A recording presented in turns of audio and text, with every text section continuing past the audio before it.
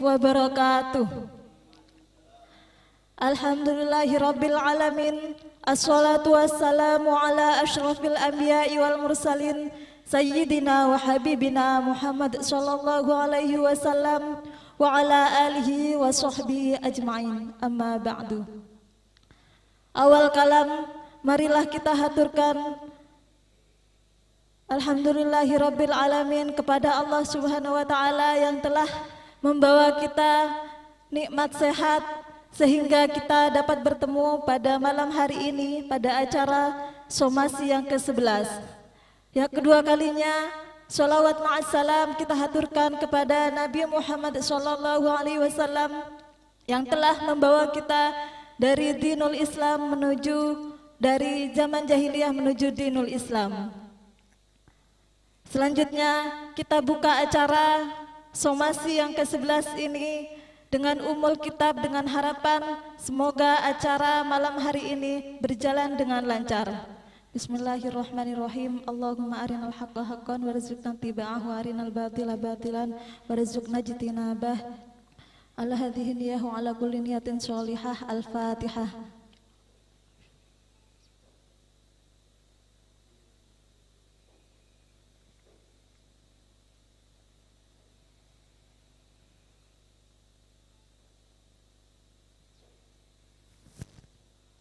Ngopi bareng Situbondo mencari solusi. Situbondo mencari solusi. Somasi 11 yang diselenggarakan pada tanggal 8 Januari 2020 dengan tema Tari Ulur Pengesahan APBD 2021. Ada apa eksekutif dan legislatif denganmu? Nah, malam hari ini akan disampaikan oleh narasumber kita yakni Bapak Narwiyoto atau biasa dipanggil dengan Bapak Toto, dan beliau lahir pada tanggal 26 April 1969 di Situbondo dengan alamat Desa Kelatakan Kendit. Nomor HP 0852 301 87 4021. Pendidikan formal S1 Sarjana Hukum. Pengalaman organisasi, beliau pernah menjadi Ketua PDI Perjuangan pada tahun 2015 hingga 2019 dan saat ini pun sedang menjadi anggota DPRD pernah menjadi anggota DPRD tahun 2009 hingga 2019. Acara somasi yang ke-11 ini akan dikomando oleh Bapak Zainullah atau biasa dipanggil dengan Bapak Inung. Selanjutnya kami persilahkan yang pertama kepada Bapak narasumber yang pertama yakni Bapak Narwiyoto untuk menempati tempat yang telah kami sediakan. Yang kedua kami persilahkan selanjutnya acara untuk mengkomando acara malam hari ini ngopi bareng somasi yang ke-11 yakni kepada Bapak Inung. Waktu dan tempat kami persilahkan. Dan untuk acara selanjutnya kami serahkan sepenuhnya kepada Bapak Inung. Dan apabila ada tutur kata yang kurang berkenan, terima kasih atas yang sudah terbiasa ikut dalam acara somasi. Sebenarnya dalam acara somasi yang ke-11 pada malam hari ini kita mengundang dan sebelumnya sudah memastikan 3 narasumber, yaitu yang pertama dari pihak eksekutif yaitu Bapak Sekda Situbondo Bapak Saifullah, dan beliau sebenarnya sudah memastikan pada saat saya konfirmasi untuk kehadirannya, namun tiba-tiba ya kita ketahui bersama tidak bisa hadir pada malam hari ini. Informasi terakhir bahwa beliau katanya ada di Surabaya sedang komunikasi soal APBD yang kita bahas pada malam hari ini, ada di pemerintah provinsi. Informasinya seperti itu, meskipun ya saya kurang percaya sih. Terus yang kedua narasumber yang kedua yang kita undang dan kita pastikan hadir yang kedua adalah Ketua DPRD atau pimpinan DPRD lainnya, yaitu dari kebetulan ada empat partai yang menduduki pimpinan, yaitu ketuanya dari PKB, terus dari P3, terus dari Gerindra, satunya dari Golkar ya. Dan satu pun tidak hadir pada malam hari ini. Ya, meskipun tadi saya kontak Ketua DPRD katanya mengutus seseorang sudah, apakah salah satu pimpinan DPRD atau bagaimana, saya juga tidak paham. Dan malam hari ini ternyata tidak satu pun pimpinan DPRD yang hadir pada acara somasi pada malam hari ini. Padahal inti dari tarik ulurnya pengesahan APBD 2021 ini adalah eksekutif dan legislatif. Namun ketidakhadiran mereka memunculkan asumsi baru. Apakah mereka takut menjelaskan kepada masyarakat melalui acara somasi pada malam hari ini, ataukah mereka sedang berembuk untuk menyelesaikannya? Saya juga tidak tahu, kita semua belum tahu. Meskipun di sini hadir satu anggota DPRD, hanya saja tidak mewakili DPRD, yaitu Mas Rudi Afianto, mewakili dari fraksi PDIP. Meskipun beliau sebenarnya adalah anggota Badan Anggaran DPRD Kabupaten Situbondo. Dan narasumber yang ketiga, alhamdulillah, ini adalah peserta setia, bahkan narasumber setia somasi, mulai dari somasi pertama dan sampai hari ini beliau tidak pernah ketinggalan, yaitu Bapak Narwiyoto. Saya minta tepuk tangannya untuk Pak Narwiyoto. Beliau juga mantan anggota DPRD, tetapi karena ada badai kemarin sehingga beliau tidak bisa menduduki kembali ya di DPRD. Dan alhamdulillah juga pada malam hari ini kita juga dihadiri anggota DPRD Provinsi Jawa Timur, Ibu Zeniah. Tepuk tangannya untuk Bu Zai. Ya, meskipun beliau sudah di provinsi, tetapi kepedulian beliau ya tidak hilang untuk masyarakat Situbondo. Ya, mudah-mudahan beliau menjadi anggota DPRD seumur hidup ya, baik di provinsi maupun mungkin nanti di DPR RI ya namanya doa, siapa tahu. Dan beliau adalah, kita tahu bersama, kalau saya undang pasti hadir gitu loh. Bahkan kalau tidak ada acara somasi itu tanya bila lek somasi, sampai seperti itu gitu loh. Artinya beliau adalah perempuan yang peduli ya, meskipun seorang perempuan beliau peduli terhadap masyarakat Situbondo. Dan untuk persoalan APBD ini yang sebenarnya bukan menjadi ranah beliau turut peduli dan ingin memberikan solusi barangkali dalam hadirnya pada malam hari ini. Karena ada satu narasumber, sebenarnya kami ingin ada dua narasumber sih. Mungkin Mas Rudi Afianto berkenan untuk duduk di depan meskipun tidak mewakili DPRD. Gimana Mas Rudi? Oh ya, oke. Berarti Mas Rudi hanya mewakili fraksinya gitu ya. Ya, nanti aja penjelasannya nanti Mas Rudi ya. Sabar Mas Rudi. Itu sekedar pengantar dari saya, sehingga pada malam hari ini sebenarnya kita akan mengupas tuntas inti persoalan itu di mana, kenapa APBD itu sampai sekarang tidak disahkan ya, sehingga pertanyaan kami, ada apa denganmu gitu loh. Maksudnya adalah eksekutif dan legislatif.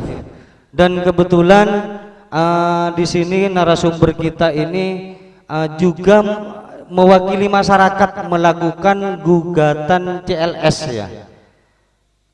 Gugatan CLS atas tidak disahkannya APBD 2021. Mas Toto sempat protes, katanya bukan tarik ulur pengesahan APBD 2021 lagi, tetapi bahwa Kabupaten Situbondo itu 2021 tanpa APBD, katanya beliau seperti itu. Ya, nanti kita simak bersama apa yang menjadi analisa dan kajian beliau sehingga Situbondo dipastikan 2021 ini tanpa APBD. Kami berikan waktu untuk yang pertama kepada Mas Toto. Mohon mic-nya diantar ke depan. Sekedar pembuka ya. Mungkin Mas Toto bisa menjelaskan apa yang sudah diketahui terkait kondisi APBD saat ini sehingga melakukan gugatan class action, dan targetnya apa dan bagaimana. Mungkin secara singkat bisa dijelaskan 5-10 menit karena nanti masih banyak tanggapan dan sebagainya, itu bisa berlanjut. Oke, dipersilakan kepada Mas Toto.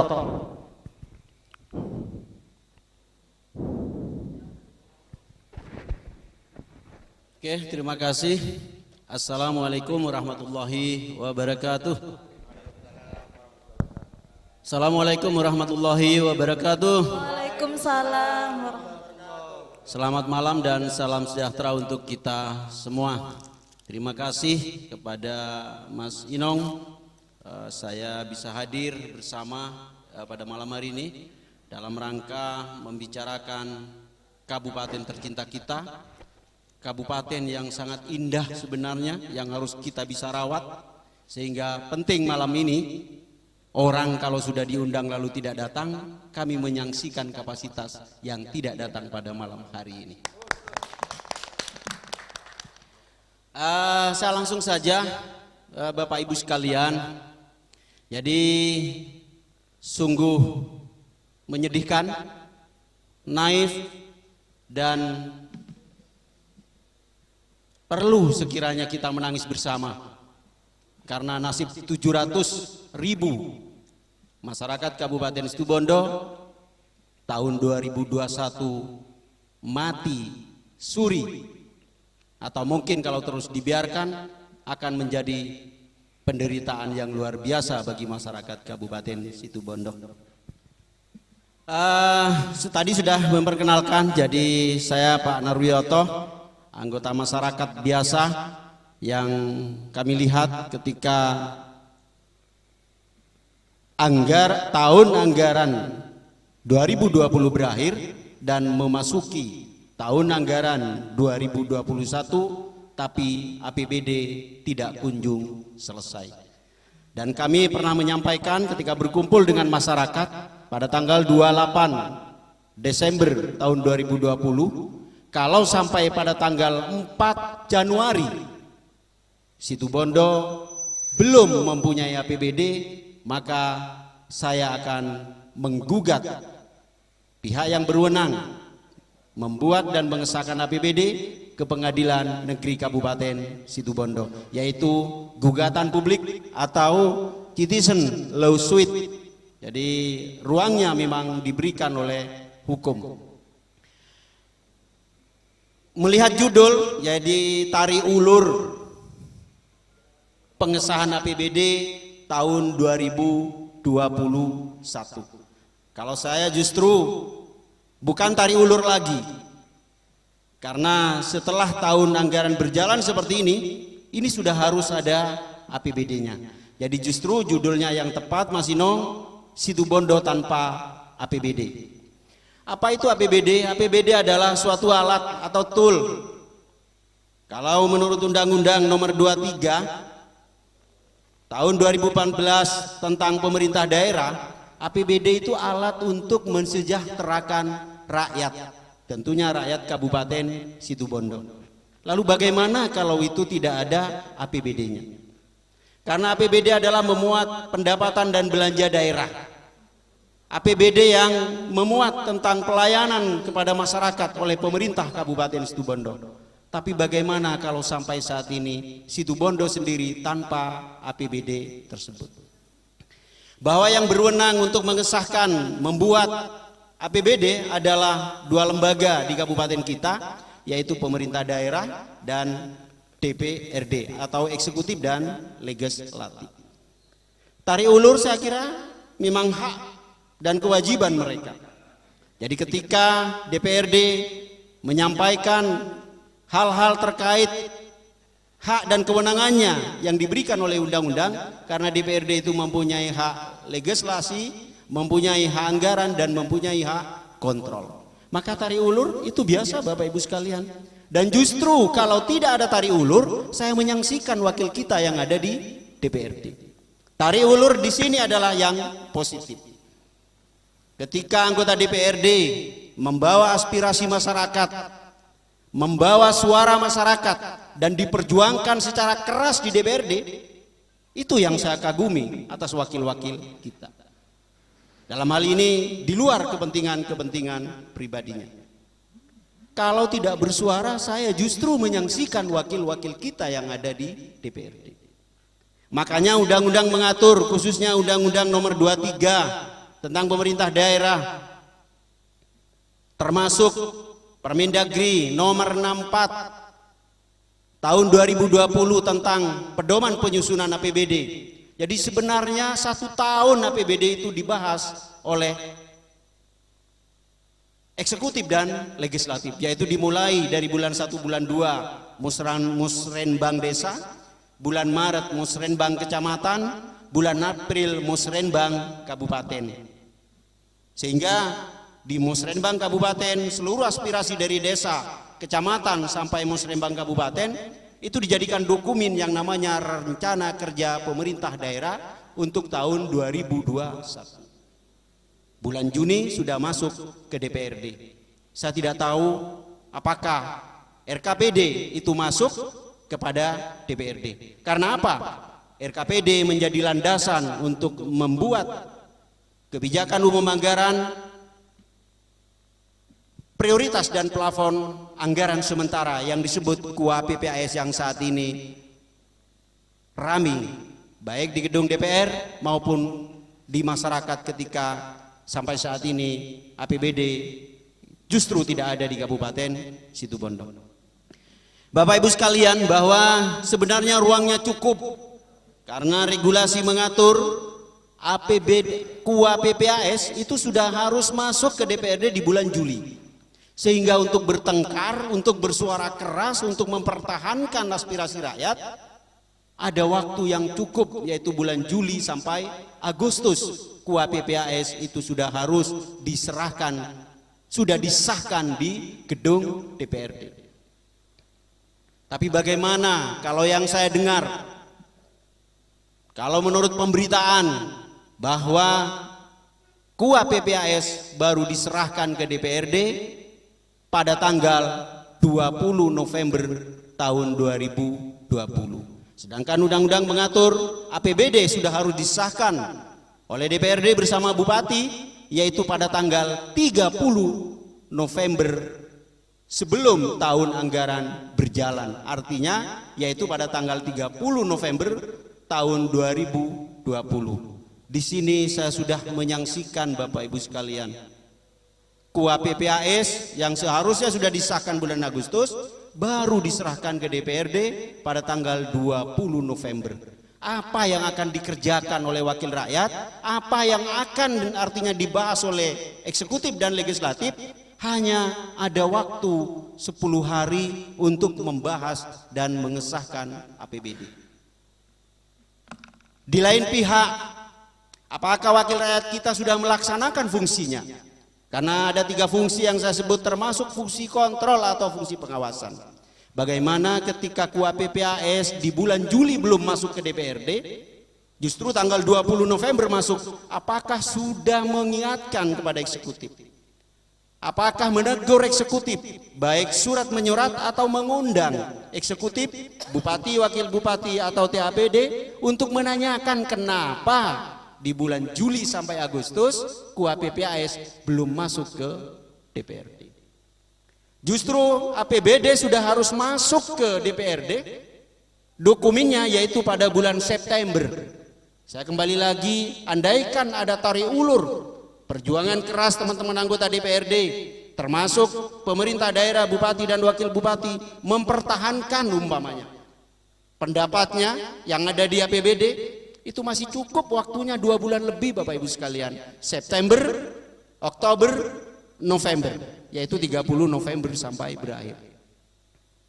Dan memang yang kita harapkan perjuangan keras anggota DPRD, silahkan mereka ketika bupati bersama DPRD mempertahankan pendapatnya, asalkan sesuai dengan regulasi, asalkan sesuai dengan aspirasi yang masuk kepada pemerintah daerah melalui Musrenbang, maupun aspirasi masyarakat yang masuk kepada DPRD melalui reses-reses anggota DPRD. Saya melihat di sini, kenapa saya mengajukan tuntutan publik?